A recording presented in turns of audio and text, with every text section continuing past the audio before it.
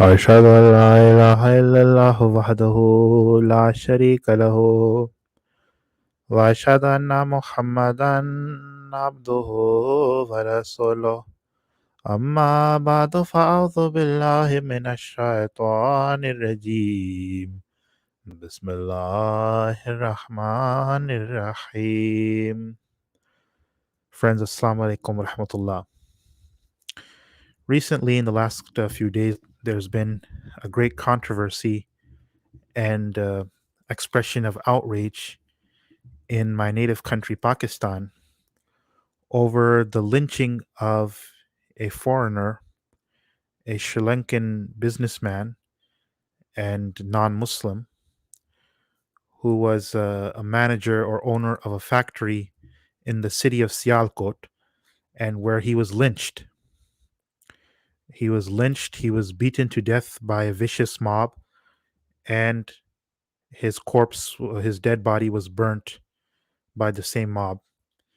And now there's a great public outcry in Pakistan from the government, from the major political parties, from the representatives of the government, from the opposition parties, even from the religious parties, including the most right-wing religious parties, which are which are known for their campaigning on behalf of the anti-blasphemy legislation and wanting further Islamization of the country. That all of them have come out and condemned this act in no uncertain terms. Likewise, the media, the print media, social media, the major TV channels, they've all condemned this act of lawlessness. Now, what is my comment on this? And it ties into a broader subject, which I'm going to discuss today, which is the issue of secularism in the Muslim world. And I have called it Sicularism. Sick because it's not something good. In the Muslim world, the so called secular idea, or the idea of secularism, is diametrically opposed to our religion. And it is an effort to actually to destroy our religion bit by bit by taking out the zeal for our faith from the hearts of ordinary Muslims. That's what I want to discuss today. Now, this lynching, it was what caused it, and what is the reality of it. First of all, the Sri Lankan individual, he uh, was accused of having removed a poster or disrespected a poster that was put up in the premises of the factory, in which the name of the prophet was written, or there was some sort of advertisement for a religious convention, Islamic conference, or something of that nature. And this individual, this Sri Lankan individual, he removed the poster. That's what, and this is what the triggered the lynching. This is what triggered the mob to collect. They were basically employees of the factory, and uh, they chased this Sri Lankan individual, and then when they captured him, they beat him to death and they burned his corpse. And one of the person who was trying to save his life pleaded with the mob, and he said that this individual, the Sri Lankan individual, because he does not know the language, or because he's not familiar with the reality of the country he's living in, Pakistan. Therefore, he removed the poster, but his intention was not to desecrate our religion or our prophet or to commit blasphemy. So there's some sort of truth to the fact that this individual, he did something with a poster.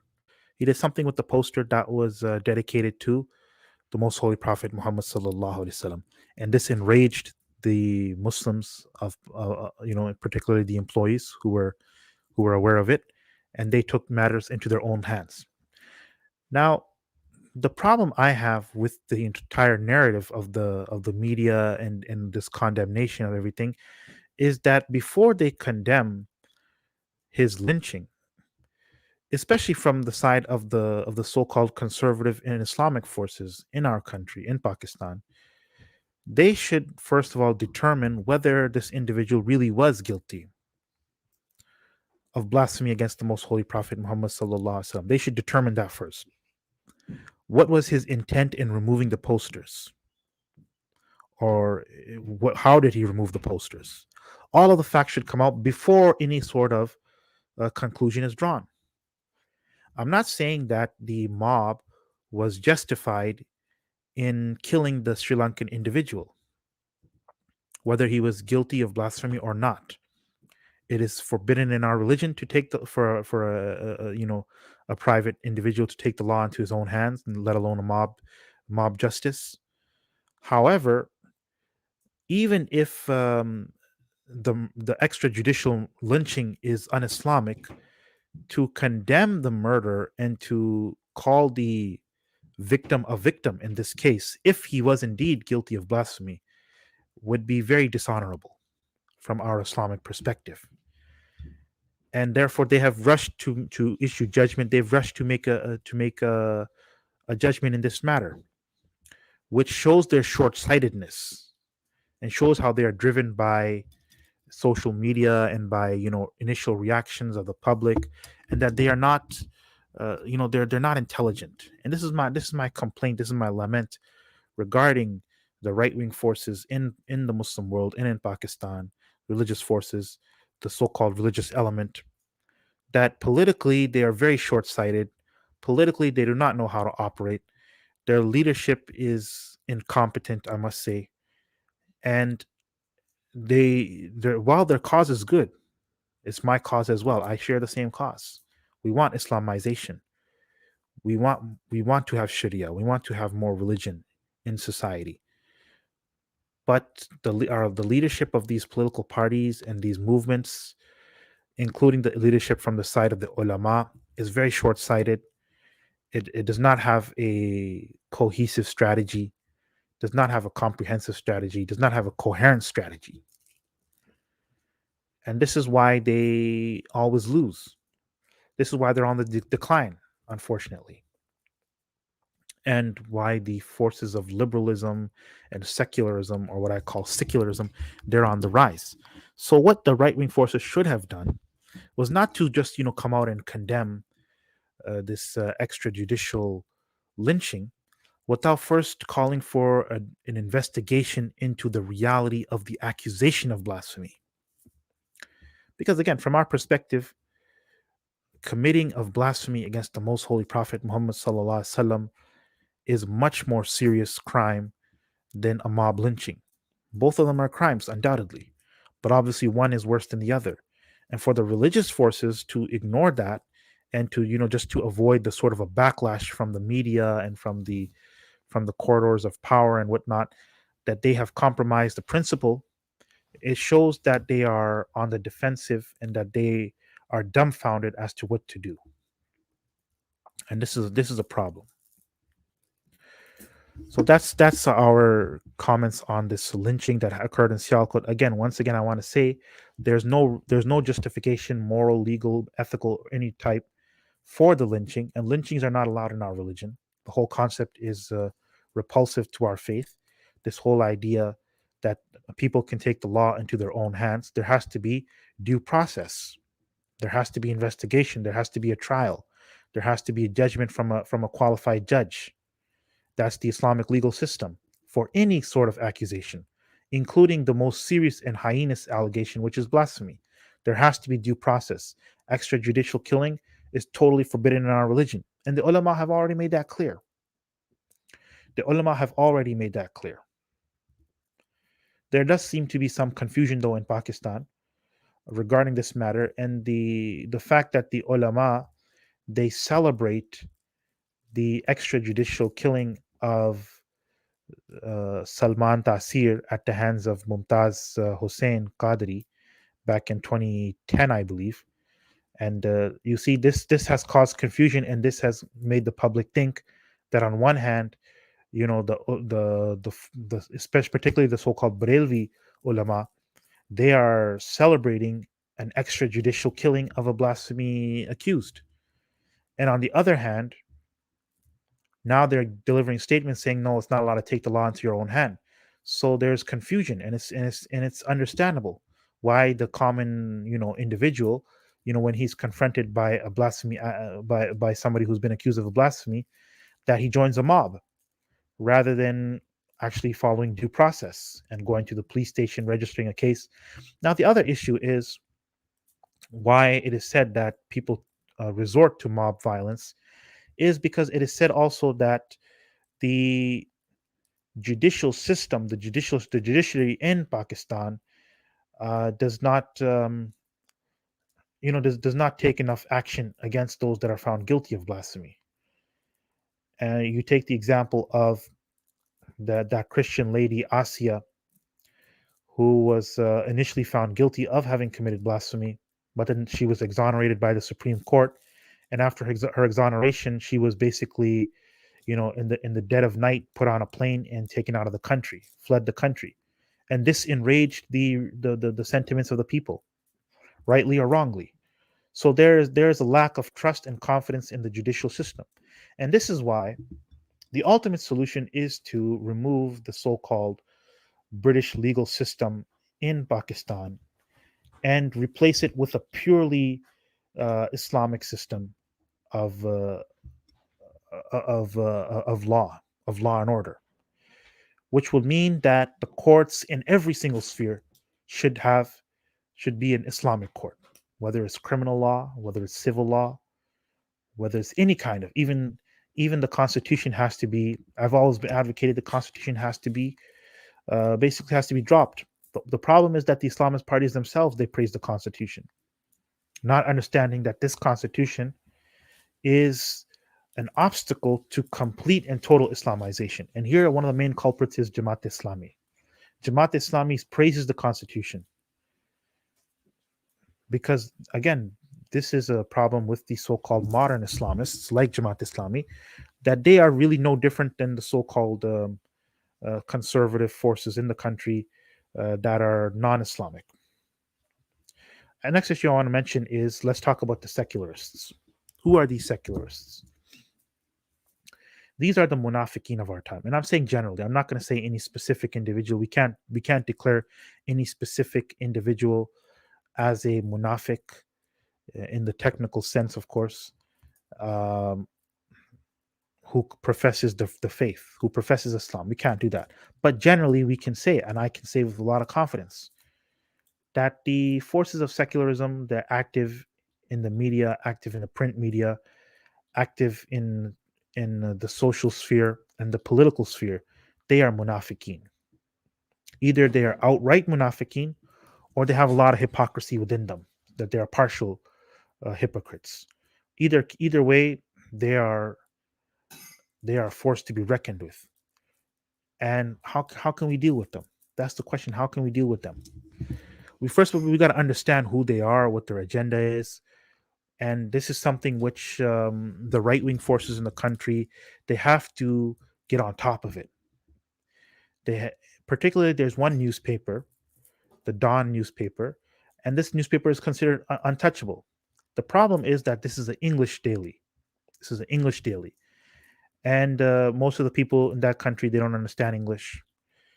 Certainly, the conservative religious leadership, they are lacking in this regard. They're like, a frog in a well. They're like a frog in a well. They don't understand the world. They don't understand the English language.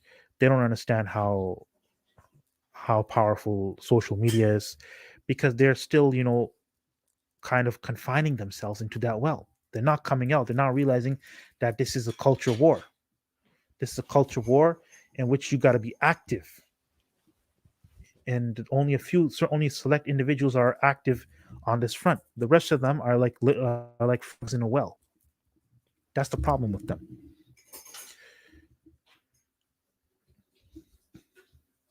The secularists, they want, what is their means of bringing secularism into a country like Pakistan. They take advantage of, or they exploit the weakness of our people for cultural westernization in the sense of film, drama, and music. Film, drama, and music. These are the these are the weaknesses of our people. Even those who claim that they are, lovers of the faith and that they want to have more Islamization, that they're on board with the agenda, with the Islamic narrative. They have their personal weaknesses, and there's a national weakness within the nation itself, and that's a weakness for film, TV, and music. This is how the forces of secularism they exploit the agenda. They say, okay, if you get too much Islamization, then it's going to be like a Taliban rule in Afghanistan. They're gonna put an end to all of your dramas. They're gonna put an end to all of your film industry. They're gonna put an end to one thing that South Asians of all stripes they cannot live without, and that's their music. And that's true, and that is ultimately what we want to do. We want to put an end to these things. These things are toxic and corrosive for public morals, for religiosity, and for spirituality. They're toxic, and these are things that come from the non-Muslims. These are things that come from the non-Muslims, and their agenda is to corrupt us. Their agenda is to corrupt us. These are things that come from the missionaries, the Christian missionaries that come to our country, but they don't operate openly because they're too cowardly. They operate under this agenda of cultural westernization as NGOs and as cultural type westernization. That movement, that's the Christian missionaries are involved in that as well. The Christian missionaries are involved in that as well. You got to understand that. If you want to resist, you got to understand that. You got to understand what the secularists are all about. Now, the secularists, they don't they know that if they openly start talking against Sharia and against Islamization, that they will be exposed. So they do it very insidiously, and this is what I've seen on in Dawn newspaper, and I've seen in their columns, and I've seen in their from their editorials. They're very cunning about it. They're very sly about it. But there's no doubt for anybody who has vision and anybody who is perceptive, they that individual, that Muslim, will be able to discern that a newspaper like Dawn, for example, and of course all of the major satellite television networks are very much motivated by a desire to secularize the nation. That's what motivates them. That's what motivates them, and that's why they do it, and that they do it with a lot of tact. They're not brazen about it. They're not clumsy about it. They do it with a lot of tact. So if you ask the average Muslim, when they think about Sharia, when they think about Islamization, what's in their mind is social justice, basically, because these are people that are in poverty. These are people that imagine, okay, Islam at least talks about justice, so we're gonna have. It comes back to roti kapra makan for them, and this has always been our people's weakness. Those people who are disconnected from spirituality, for them, it's always the material interests. And that's even how the modern Islamist parties operate. They don't operate under any kind of motivation for spirituality and for closeness to God Almighty. They say, you know what, Islam's gonna be implemented. You're gonna get your roti kapra makan. You're gonna get your bread. You're gonna get your clothing. You're gonna get your housing. You're gonna get your education. You're gonna get your jobs, and it's gonna be prosperity. It's prosperity theology all over again. And this is what attracts people. Now, the message of social justice is definitely there in our religion. The message of social justice is definitely there in our religion.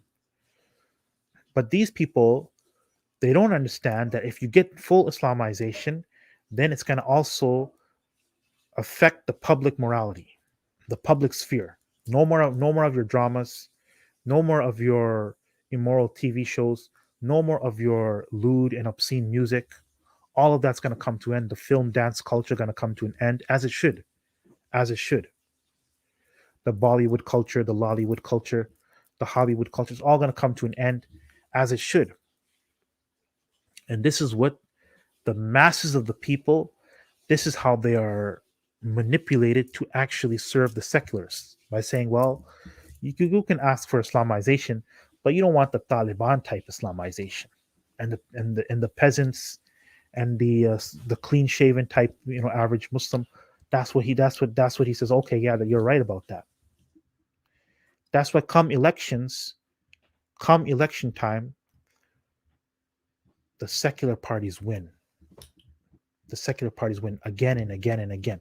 The Islamist parties, so-called Islamist parties, have never won. Even the modern ones, even like Jamaat Islami, they have never won the elections because the people will pay lip service to religion, but when it actually comes to casting the ballot, they're going to vote for the secular parties. Now, I'm not saying that our people should be involved in voting or that they should support the so-called modern Islamist parties because they're modernists and because that's not the way, as I explained in earlier videos regarding our stance on democracy. The ulama have to play a key role. And I'm glad to say that in our part of the world, in South Asia in general, the ulama are definitely much more influential and much more charismatic and much more dynamic than the ulama in the Middle East and in the Arab world and other parts of the Muslim world. And that's because I mentioned about the madrasa culture. The ulama are meant to be, at the very least, the social leaders and influencers, shakers and movers of our society. It's supposed to be the ulama. It's not supposed to be the politicians or the political parties that are led by those who are not ulama. It's not supposed to be any other class of people. It's supposed to be the ulama. They're supposed to be the leaders. I'm not saying necessarily in the political sense, because I'm not talking about clericalism or even a theocracy in this along the lines of Iran or along the lines of some other country, but I'm talking about the fact that the ulama have to be the social leaders of the society. If not, then the ulama are not playing their role, and they're serving a feudal purpose. They're just playing a ceremonial role, just leading the prayers in the mosques, just offering the marriage rites or funeral rites. Then they're not being utilized fully, and they're a waste because they're producing so much of them, and most of them don't know what to do. Once they graduate from the madrasa, they don't know what to do, so they fill up the same occupations: prayer leader in the mosque or teaching kids how to read the Quran, and that's about it. They gotta have, first of all, they gotta be financially independent. They gotta be financially independent. And number two, they have to become involved in the social affairs of the country and keep their conservatism. Let them keep their conservatism. Let them keep their religiosity. Let them keep their hardline religious stance, but at least get involved in the social affairs. Otherwise, the project is going to fail. Project's going to fail big time. Finally, like I mentioned about the ulama, the mosque is also a very important institution in this respect because there are mosques in every corner of the country. There's a zeal in our people for building mosques, even small mosques. And this is fulfilling the hadith of the Prophet ﷺ, who encouraged construction of mosque. Even he said, if it's as small as a sparrow's nest. That's hyperbole, of course. And what it means is that make a mosque, even if it's a small one. Even if it's a small one, only a handful of people can enter it. Doesn't have much space. But if it's a mosque, it's a mosque. And make them with zeal and make them with enthusiasm and make them everywhere. Make them everywhere. That's what the Prophet ﷺ desired when it's very clear from the hadith about the sparrow's nest. About the sparrow's nest. So this idea that, oh no, there's too many mosques, there should only be one big one, and everyone should just go there, for the Friday prayers. That's not a correct methodology. There should be Loads and loads of small mosques. Yeah, there should be one large one, but there should be loads and loads of small ones in every single corner, in every single neighborhood, on every single street. That's what contributes to greater religiosity of society, and that's one of the main means to resist westernization, to resist cultural westernization. You got to build mosques everywhere.